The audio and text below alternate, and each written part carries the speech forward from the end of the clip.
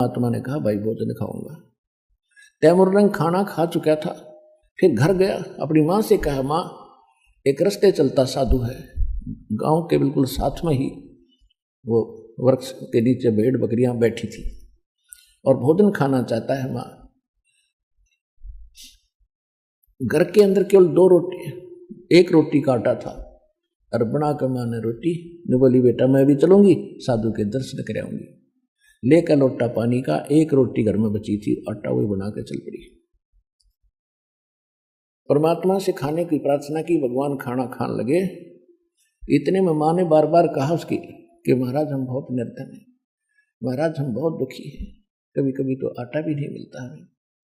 परमात्मा ने रोटी खा कर पी कर लोटा पानी का, एक बकरी बंधन की बेल पड़ी थी चैन सी, पतली पतली सी होती, उसको 4 बार मोड़ ली।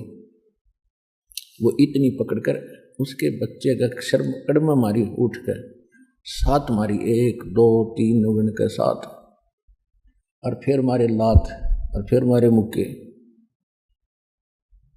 अब उसकी माता ने सोचा कि कोई मेंटल साधु था, पागल है, मैंने इसको बार बार छेड़ दिया, टोक दिया, इसने गुस्सा हो गया और साधु पता नहीं बद्दुआ भी दे दे।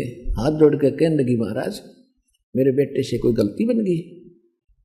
परमात्मा बोले नहीं माई, तेरे बेटे का जो पहले मैंने 7 सांकड़ मारी है ना, ये चैन मारी बेल, तेरे बेटे तैमूरलंग को 7 पीढ़ी का राज बख्श दिया मैंने, और जो मुख के लात मारी है उसके बाद तुम्हारे राज टुकड़ों में बट जाएगा। यूं कह रहे थे तो माई सोच रही थी तो कति पागल आदमी है, मेंटल, खाने को रोटी नहीं, मन सुखी आशीर्वाद दे रहा है कि 7 पीढ़ी का राज दे दिया। इतने में परमात्मा अंतर्ध्यान हो गए। अंतर्ध्यान हुए तब देखा चारों तरफ, उन्होंने सोचा ये तो फरिश्ता था, लेकिन यह बात गले नहीं उतर रही थी कि मेरा बेटा राजा बन जाएगा। कहते साधु वचन उल्टे नहीं, चाहे पलट जाओ ब्रह्मांड।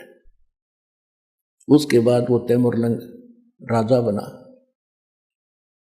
दिल्ली के अंदर इतिहास गवाह है, दिल्ली तक को अपने काबू में कर लिया था और यहां पर अपना एक नौकर बिठा दिया था दिल्ली के सिंहासन पर, वो उसको टैक्स देता था। तैमूरलंग के बाद उसका पोता बाबर दिल्ली का बादशाह बना, उससे लगातार 5 पीढ़ी औरंगजेब तक तैमूरलंग का शासन रहा। औरंगजेब के बाद ये टुकड़ों में उनकी पीढ़ी अलग अलग राज्य बट गए थे।